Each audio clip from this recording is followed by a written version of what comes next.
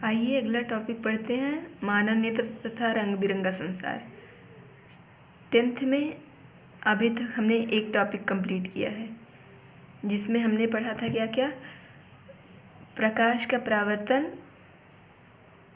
उसके बाद फिर दर्पण, फिर लेंस और अपवर्तन पढ़ा था। अब हमको पढ़ना है मानव नेत्र और उससे संबंधित विभिन्न जो शब्द हैं, जैसे कार्निया हो गया, आइरिस हो गया, परितारिका हो गया, मतलब वही परितारिका मतलब आइरिस, और पुतली हो गया मतलब पिपिल, ये सब हो गया, और लेंस जो लगा होता है वो सब, उसके बारे में पढ़ना है। तो हम देख रहे हैं यहाँ पे देखिए, नेत्र की वास्तव में संरचना कैसी होती है, इसी तरह का। ये जो दिख रहा है ये पीछे से यहाँ से जो दिख रहा है ये सब, ये जा कर के ये जो पीछे मस्तिष्क होता है, ये इसके पीछे ये यहाँ पे दृष्टिपटल होता है। दृष्टिपटल मतलब क्या होता है, रेटिना। तो रेटिना पर जा कर के सारा प्रतिबिंब यहीं पे बनता है। प्रतिबिंब कहाँ से जाता है, सबसे पहले जो हमारे ऊपर, जैसे मान लो आँख होती है, आँख में जो सबसे ऊपर का भाग होता है, जो जैसे चिपचिपा टाइप का होता है, वो क्या होता है, वो ऊपर का वो होता है कार्निया। ठीक, वो हो गया कार्निया। फिर कार्निया से थोड़ा सा नीचे बीच में काला, और कभी कभी किसी किसी के देखते हो भूरा हो जाता है, किसी किसी के हल्का नीला हो जाता है। तो ये तो बस जैसे अलग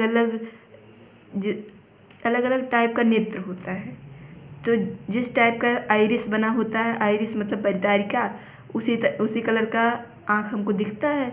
जैसे मान लो किसी किसी का ब्लैक दिखता है, तो किसी किसी का थोड़ा सा भूरा दिखता है, तो किसी किसी का थोड़ा सा नीला दिखता है। तो आइरिस होता है किनारे किनारे जो ब्लैक, जैसे अधिकतर ब्लैक ही दिखता है। तो ब्लैक के बीच में एकदम छोटा सा बस काला सा या सफ़ेद सा कुछ दिखता है, उसको हम कहते हैं पुतली मतलब प्यूपिल। सबसे पहले कार्निया से होकर के मान लो कोई प्रकाश जाता है, तो ये पुतली से होकर के अंदर प्रवेश करता है और कहाँ जा कर के गिरता है, दृष्टिपटल मतलब रेटिना पर। यहाँ जा कर के प्रतिबिंब बनाता है, यहाँ पर आता है, यहाँ पे जाके प्रतिबिंब बनाता है। और जो परितारिका होती है, मान लो कि प्रकाश एक साथ ढेर सारा हो गया, तो ये पुतली को मतलब ये जो परितारिका होती है, आइरिस होती है, ये सिकुड़ जाती है। लेकिन अगर मान लो अंधेरा है, वहाँ हमें ज़्यादा प्रकाश की ज़रूरत है, तब क्या होता है, ये थोड़ा सा फैल जाता है, जिससे हमको अंधेरे में भी थोड़े टाइम बाद दिखाई पड़ना शुरू हो जाता है। अब ये रहा, इसमें हम पहले देख लेते हैं कैसे कैसे क्या करना है। ये हो गया दृक् तंत्रिका। ठीक, ये यहाँ पे था दृक् तंत्रिका, ये हो गया दृक् तंत्रिका। अब ये हो गया स्वच्छ मंडल, तो यहाँ ये हो गया स्वच्छ मंडल, इसको हम लिख देते हैं स्वच्छ मंडल।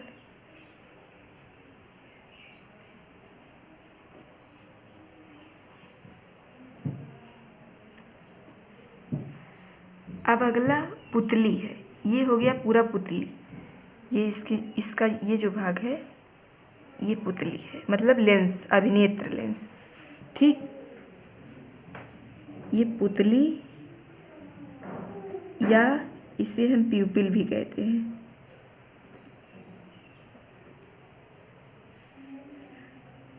और ये परितारिका, जो किनारे किनारे ब्लैक वाला पूरा भाग होता है, ये कहते हैं परितारिका। ये होता है परितारिका मतलब आइरिस। ठीक, अब अगला क्या है, क्रिस्टलीय लेंस।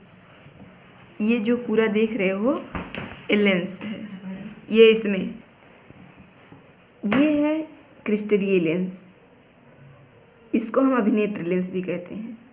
ये हो गया क्रिस्टलीय लेंस।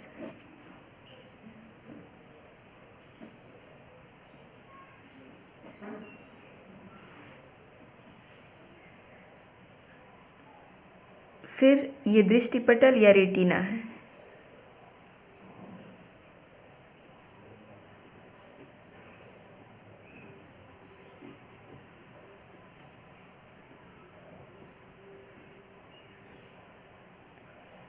ये काचाभ द्रव है।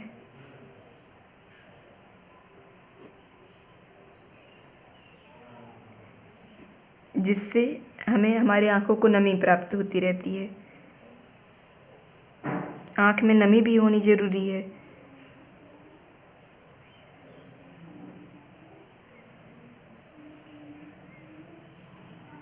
ठीक इतना भाग मानव नेत्र में पाया जाता है लगभग। ये सब बना लीजिएगा, क्योंकि कभी कभी पूछ लेता है कि मानव नेत्र की संरचना बनाते हुए इसके बारे में बताइए। ज़्यादा टफ थोड़ी ना है।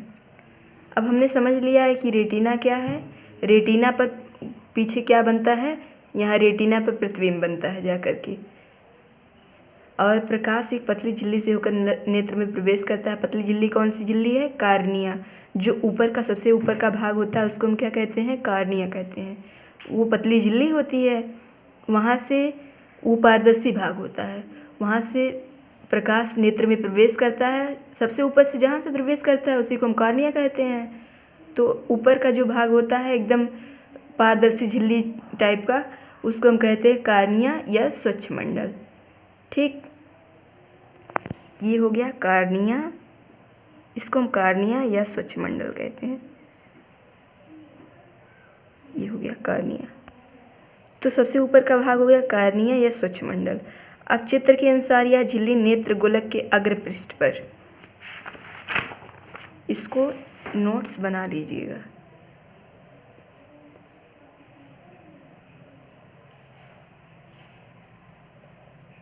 थोड़ा 1 मिनट रोक देती हूँ, ऐसे हेडिंग डाल के।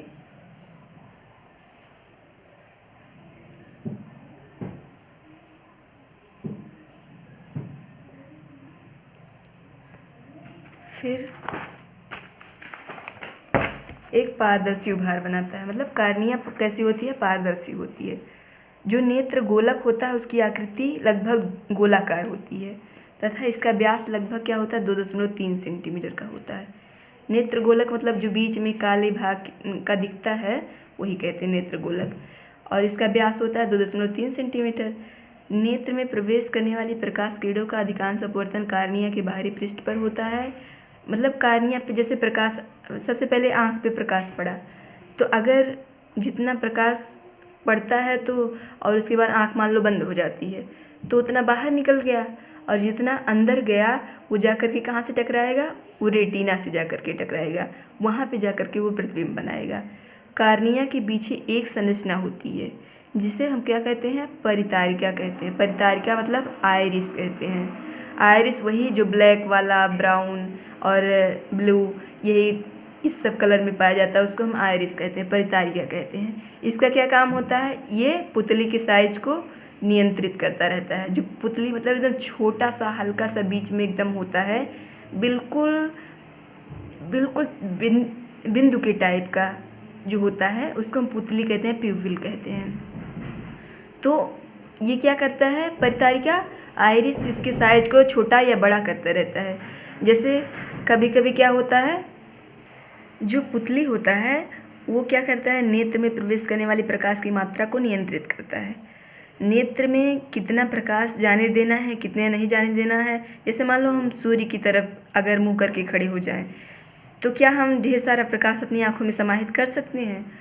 नहीं कर सकते। इसके लिए पुतली क्या करती है? आँखों को जैसे सिकोड़ लेती है, तो परितारिका इसमें मेन भूमिका निभाती है। वो पुतली के साइज को नियंत्रित करती रहती है, छोटा कर देती है, कभी कभी बड़ा कर देती है। जैसे अंधेरा होता है तो उसको बड़ा कर देती है, और ढेर सारा प्रकाश हो जाता है तो उसको क्या कर देती है? तब उसको छोटा कर देती है, जिससे उसमें कम प्रवेश करे।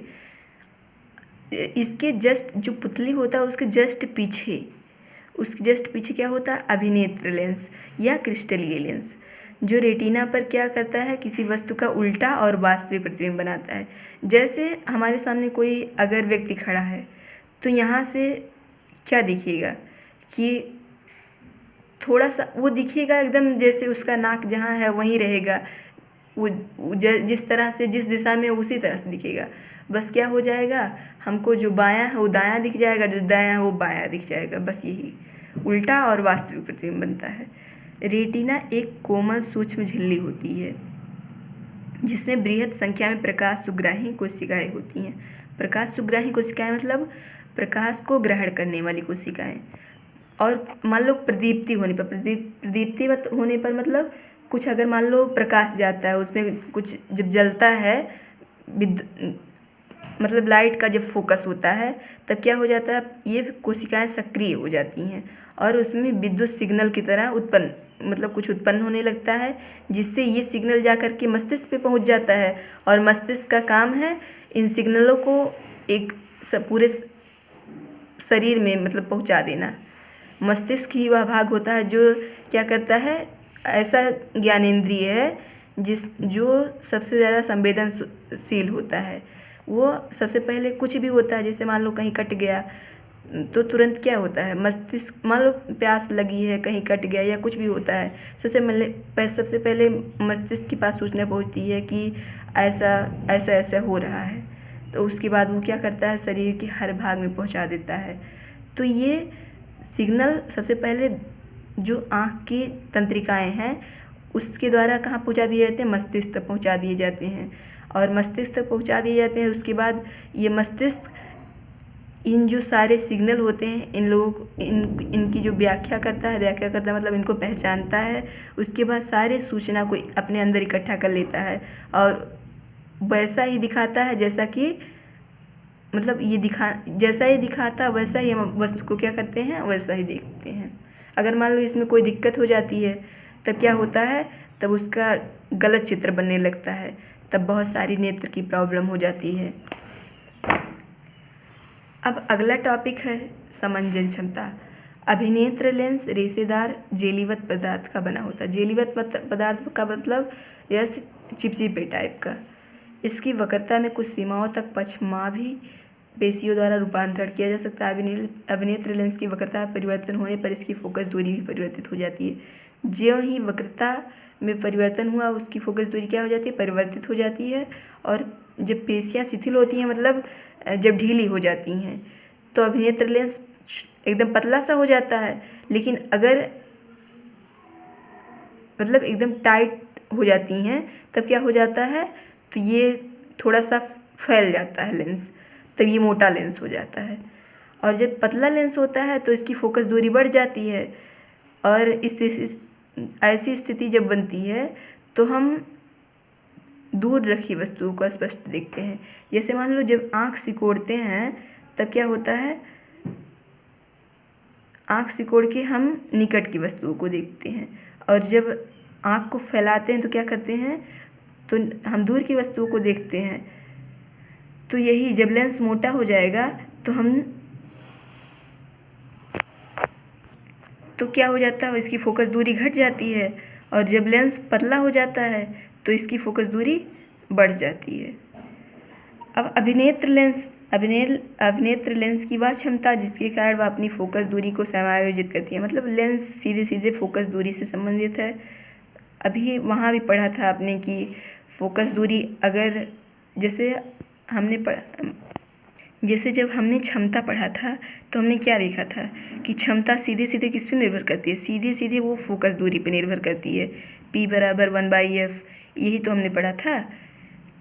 तो क्षमता का सीधे सीधे मतलब है कि उसकी फोकस दूरी कैसी है, फोकस दूरी कम है या ज़्यादा है, तो इसके ऊपर निर्भर करता है। यही क्या कहलाती है, समंजन कहलाती है, समंजन क्षमता कहलाती है। बहुत नज़दीक की कोई वस्तु देखना है तो कम से कम 25 सेंटीमीटर नेत्र की जो समंजन क्षमता होती है वो होनी चाहिए। नज़दीक की वस्तु देखने के लिए 25 सेंटीमीटर कहा जाता है कि अगर कोई एक स्वस्थ व्यक्ति है तो उसको नज़दीक की वस्तु देखने कम से कम 25 सेंटीमीटर तक कोई वस्तु अगर रख के देख सकता है तो वो स्वस्थ है उसकी आँखें। और दूर तक मतलब बहुत अनंत तक देख सकता है तब भी उसको स्वस्थ कहा जाएगा। मतलब अगर नज़दीक 25 सेंटीमीटर के बाद से देख रहा है, मतलब ये नहीं कि 16 से देख रहा है, 10 से देख रहा है, 5 से देख रहा है, तब उसमें मतलब इसका सीधे सीधे अर्थ है कि नेत्र में कुछ कमी है। लेकिन 25 से देखना शुरू किया, इसीलिए कहा जाता है, जैसे काफ़ी पढ़ा जाता है तो 25 सेंटीमीटर कम से कम आँखों से उसकी दूरी होनी चाहिए, तभी माना जाता है कि आपका आँख स्वस्थ है। तो 25 सेंटीमीटर दूरी पर रख करके अगर नज़दीक की वस्तु को पढ़ा जा सके तो कहा जाएगा कि व्यक्ति जो है वो स्वस्थ है। लेकिन अगर बहुत दूर की वस्तु देखना है तो अनंत तक अगर कोई देख सकता है तो वो उसको कह सकते हैं कि तब भी वो स्वस्थ है।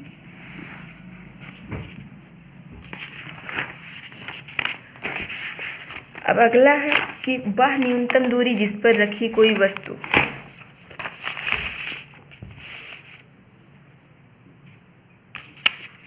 इसको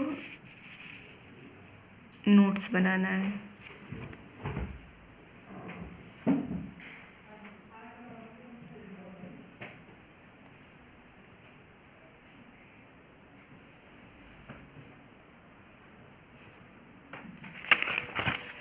अब है वह न्यूनतम दूरी जिस पर, अभी हमने बताया न्यूनतम दूरी कितनी होनी चाहिए, 25 सेंटीमीटर, जिस पर रखी कोई वस्तु बिना किसी तनाव के अत्यधिक अस्पष्ट देखी जा सकती है, उसे सुस्पष्ट दर्शन की अल्पतम दूरी कहते हैं। इसे नेत्र का निकट बिंदु कहते हैं। निकट बिंदु कितनी होनी चाहिए, आँख से लगभग 25 सेंटीमीटर, और दूर बिंदु कितनी होनी चाहिए, अनंत तक होनी चाहिए। जितना हम अस्पष्ट दूर तक देख सकते हैं वह उसका दूर बिंदु कहलाता है नेत्र का, और यह सामान्य नेत्र के लिए कितना होता है, अनंत तक होता है।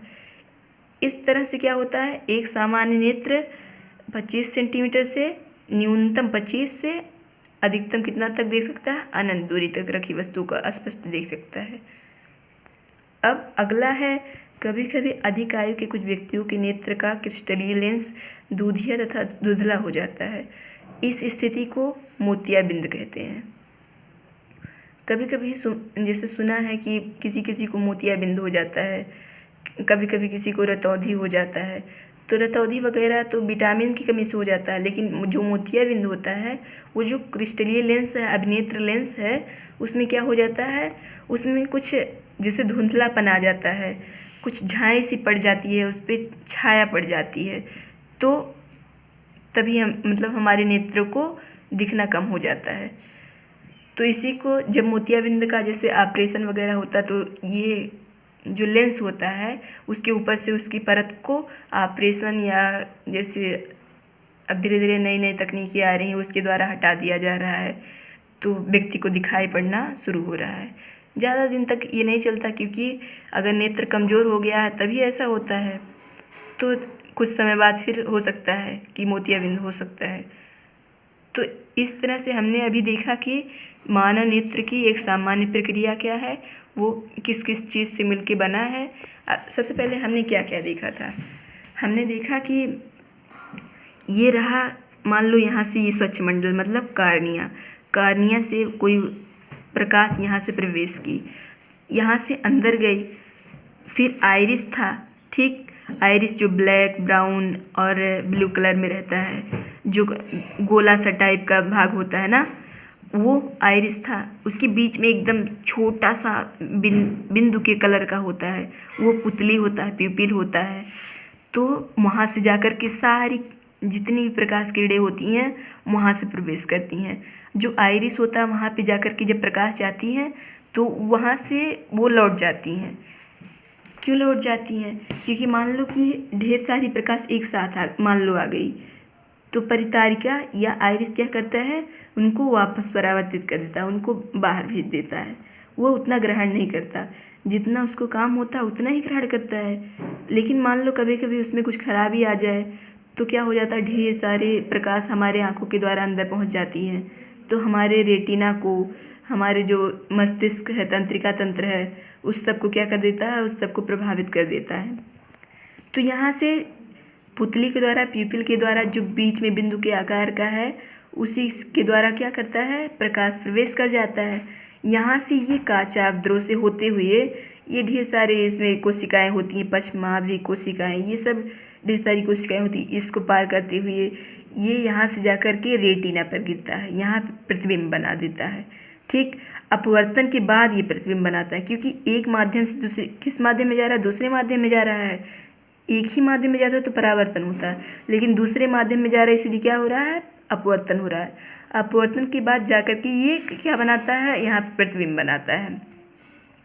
अब यहाँ से देख रहे हो कि जिस तरह से कोई व्यक्ति या वस्तु रखा होता है, सीधे सीधे वही आकृति जाकर के हमारे रेटिना पर नहीं बन जाती है, वो वहाँ से जाकर के थोड़ा सा उल्टा बनती है। और वास्तविक हमें बस महसूस होता है कि हम जो देख रहे हैं वैसा सेम टू सेम दिख रहा है, लेकिन ऐसा होता नहीं है। जैसा हम देखते हैं उसका थोड़ा सा उल्टा, लेकिन जैसे होता है वैसे ही हमको दिखता है। जैसे मान लो कि कोई किसी के 2 कान हैं, तो ज़रूरी थोड़ी ना उसमें 4 कान दिख जाएंगे, 2 हैं तो 2 ही दिखेंगे। बस ये अंतर हो सकता है कि अगर वो राइट पे रखा है तो वो लेफ़्ट में दिख जाएगा, लेफ़्ट में रखा है तो राइट में दिख जाएगा, बस इतना ही अंतर है। तो हमने पढ़ लिया कि रेटिना क्या है और कार्निया क्या है, और इसके बाद हमने पढ़ा कि निकट बिंदु क्या है, दूर बिंदु क्या है, समंजन क्षमता क्या है, फिर आइरिस क्या है, और इससे प्रकाश कैसे जब ज़्यादा पहुंच जाता है तब क्या होता है, और अगर कम पहुंचता है तब क्या होता है। ठीक, अब इसको नोट्स बना लीजिएगा। एक बार फिर से इसको कर देती हूँ।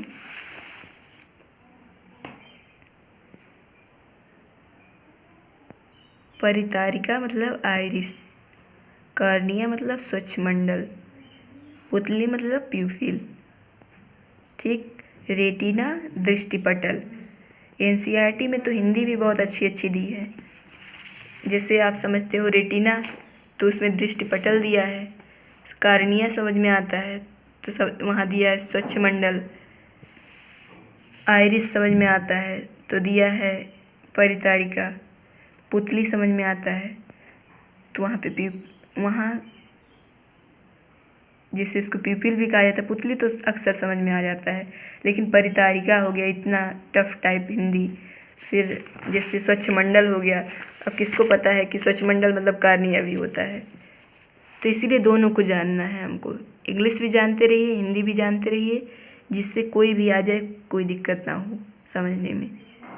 ठीक, आज के लिए इतना रखते हैं। अब हम अगले वीडियो में हम देखेंगे इससे संबंधित दृष्टि दोष होते हैं, 3 प्रकार की होती हैं, जो निकट होती हैं, दूर और जरा दृष्टि दोष। ठीक, ये तीनों प्रकार के दृष्टि दोष को पढ़ेंगे हम, उसके बाद उसको हम कैसे दूर करते हैं इसको देखेंगे। फिर ये टॉपिक मानव नेत्र कंप्लीट हो जाएगा, फिर इसको हम अगले टॉपिक में देखते हैं। आज इतना रखते हैं, आज के लिए इतना ही। Thank you.